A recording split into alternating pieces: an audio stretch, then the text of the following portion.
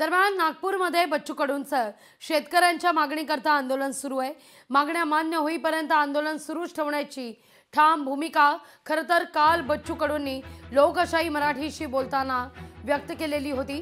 मात्र आज जेव्हा लोकशाही मराठीनं बच्चू कडूंना आंदोलनावर ठाम राहण्यासंदर्भात विचारणा केली, त्यावेळी बच्चू कडूंनी मात्र काहीशी नरमाईची भूमिका घेतल्याचं पाहायला मिळालंय। परिस्थितीनुसार बदलावं लागतं असा सूर आता बच्चू कडू आळवतायत। पाहूया आपण।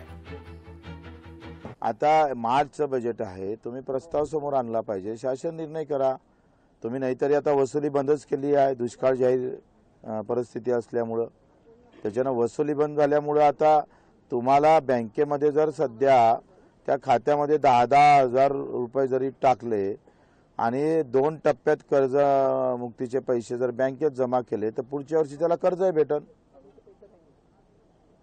आम्ही जे मागणी करतोय ते पुढच्या वर्षीची अडचण त्या शेतकऱ्याची सुटावी आणि व्यवस्थित तोडगा आपण याच्यातून निघू शकतो। आंदोलन सोडून आम्ही कुठेही जाणार नाही। याचं असेल इतर मोर्चात तुम्हाला जाता येतं आणि या मोर्चात शेतकऱ्यांच्या मेंढपाळांच्या मोर्चात याला काय झाले, काही घटना, काही स्थळ, काही वेळ त्या प्रमाणे वागत। पाऊस आला तर वातावरणात बदल होतं की नाही होत बदल। उन्हाचा बदल वेगळा असतो, पावसाचा वेगळा बदल होतोय। आता आंदोलन झालं, आता आंदोलक म्हणून भूमिका संपली। आता आम्हाला त्या मीटिंग मधून कसं शेतकऱ्याला जास्त मिळून देता येईल त्या पद्धतीने जावं लागेल, रोल बदलावच लागेल।